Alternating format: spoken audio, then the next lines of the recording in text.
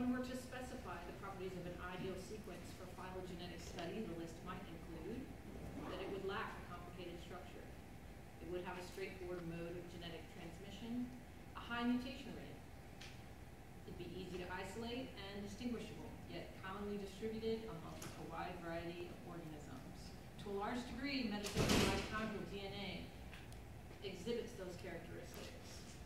There are many genes and even full genomes already available on the NCBI nucleotide database for reference.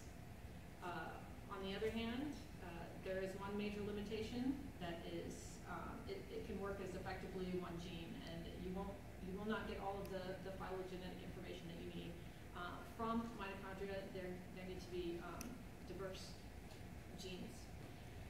As the cost of sequencing has decreased dramatically, there's more data than is necessary to answer many phylogenetic questions. As the quantity increases, so do the potential sources of phylogenetic error. The solution is to use a subset of data in something that is called target enrichment.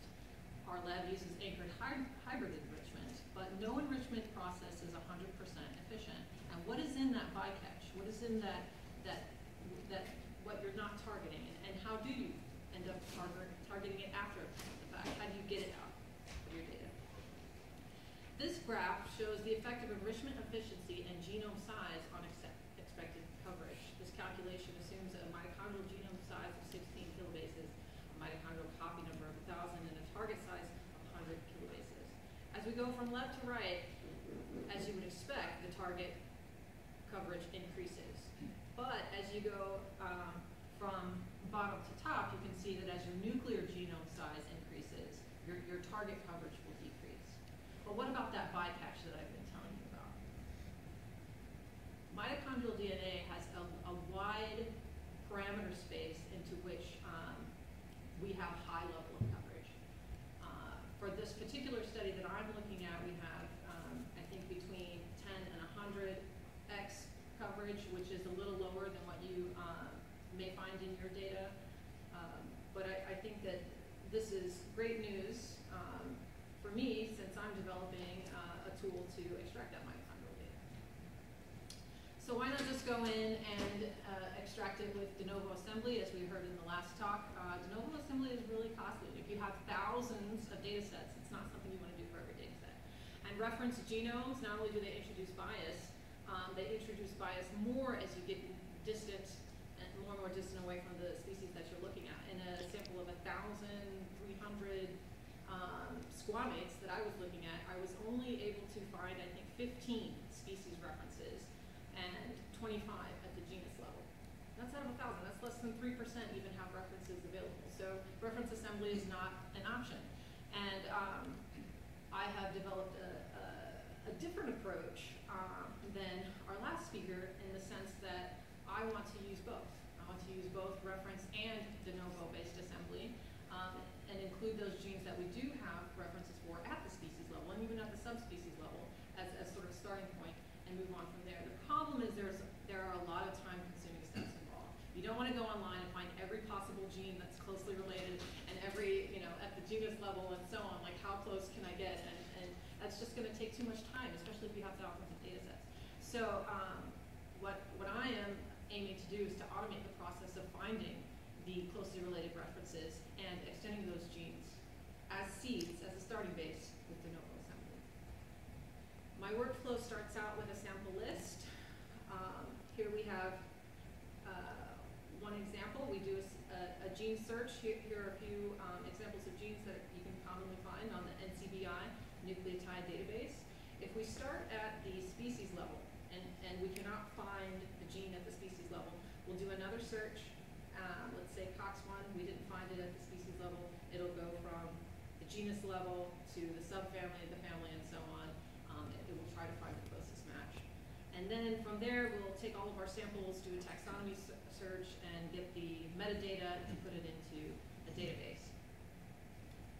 Once we have all the information we need, we'll extract those genes, and we will extend those seeds, is what I'm calling them, so they're a starting point. Genes are a starting point. And I'm going to talk to you a little bit about how the extension works.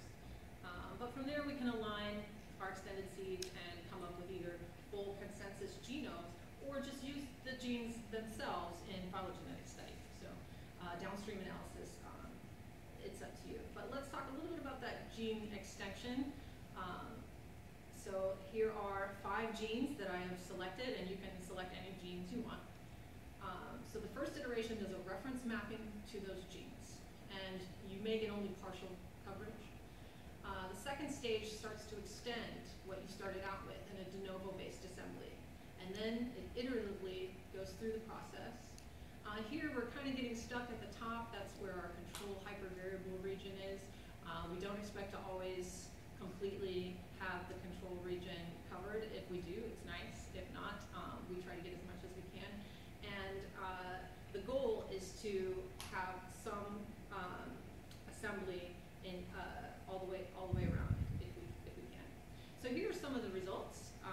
I have a ratio of extended seeds linked to the original reference genes that I found on NCBI for these 6 mitochondrial genes. And for the most part, anything that's above the dotted line here, we were able to extend those seeds. So the more that we extend, the better, because then we have more coverage of the mitochondrial genome, and I'm going to talk about that in a second. But for a few cases, we were not able to extend. The reference was not close enough, or we simply, if it's at 0, that means there was no extending at all, and if it was a little bit above 0, means we only had partial extension there. Now, for a few cases, I actually do have the full genome, mitochondrial genome available. So let's take a look at those cases in particular to see how much of coverage of the entire genome did we actually get. So I aligned the contigs that I was able to get, and we can look at sort of what is the percentage of the genome that we were able to get. And for most cases, we get around 90%, but for I guess this one particular case, leptovirus-septonucleonalis, I had about 70%. And I was curious to see how much of this is actually the hypervariable control region that I was talking to you about, because I wasn't expecting to get that right off of the bat. There may be a little finagling involved. But it turns out that these particular species have 2 control regions. And that makes it a little more difficult. I happened to pick a particularly difficult case. But once you take those control regions out, it turns out that I was able to get more than just the non-control region. So some of those hypervariable regions were assembled with the Denovo Assembly, surprisingly. Some future directions.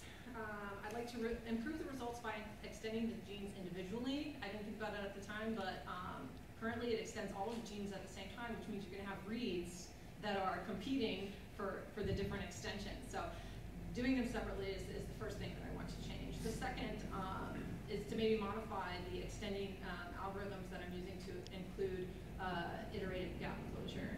So that's already part of it a little bit. I kind of want to work on that too, especially for those hypervariable regions. And finally, I'd like to apply it to chloroplasts. I think it would be very similar, the results and how that would work. And I'd like to thank my advisor, Alan Lemon, and the people of the Lemon Lab, Emily Lemon, and her students, Lisa and Sarah, and my husband for reminding me the #1 rule of grad school: stay sane. Any questions?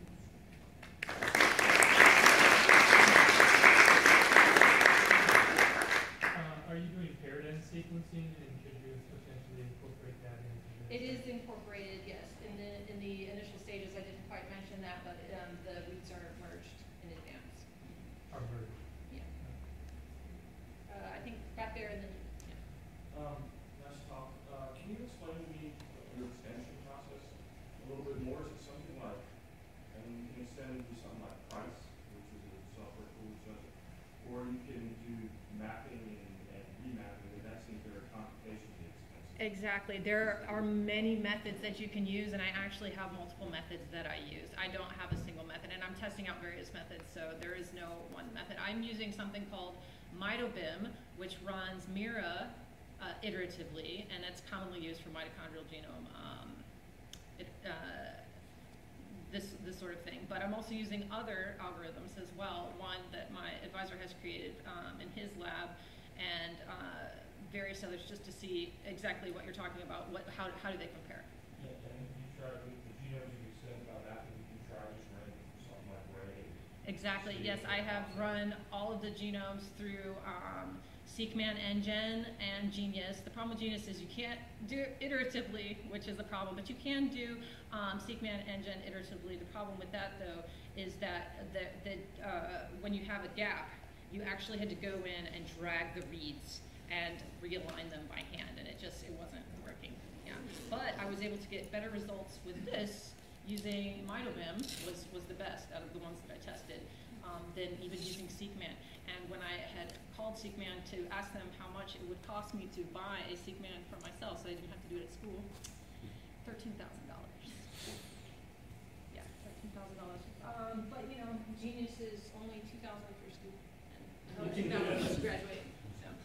But yeah, this will be free. It's open source and will be available on my Alisha Mechtley GitHub site as soon as it's available. Any other questions? Oh, I had one over here. So I was just curious as to what, when you refer to de novo sequencing, is it your extension method, or do you use a de novo assembler and then you pull out contigs and assemble like the target genes? It'll match up the ends, and then so it's a de novo. It's basically there's different assemblers. So Mitochondrial was one of them, which uses Mira iteratively, and yes, you're overlapping the ends of the reads and matching them up as you extend along the edges. But it's not based on a reference, you know, over the entire genome. Just it starts with the seed and then it extends from there. And maybe time for one more. Yes. So given the promise of your algorithm controllers, so you can not try to apply this non as much larger than plus. I'm not sure. Like I said, I've only this is brand new stages, and I'm once I test out a few of the extending algorithms, I can start to see like Mitochondrial is 14 years old. You know, it has a lot of things that pieces to it that I need to kind of dig in and see what is it I can do with my own extension algorithm that could improve upon that, especially for those hypervariable regions that we're just not able to get